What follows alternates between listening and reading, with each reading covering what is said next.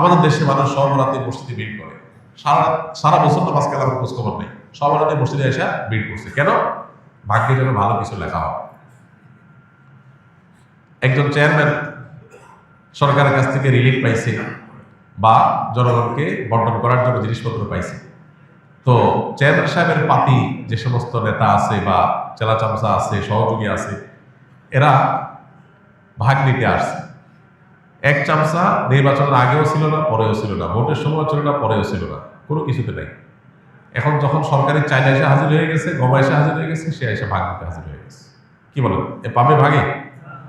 আর যে সবসময় ছিল, ও যদি এদিন হাজির নাও হইতে পারে, তারপর চেয়ারম্যান সাহেব তার জন্য ঠিকই রেখে দিবে যে তুমি এগুলো বন্টন করো তোমার এলাকায়। একইভাবে আল্লাহ রাব্বুল আলামিনের আনুগত্য যদি আমরা সবসময় করি, ইনশাআল্লাহ আল্লাহ আমাদের নসিবে ভালো কিছু দিবেন। এক রাতের ইবাদত করে সব নিজের পক্ষে নিয়ে নিবা, সারা বছর আকাম পূরণ করবো, এটা সঠিক পদ্ধতি না।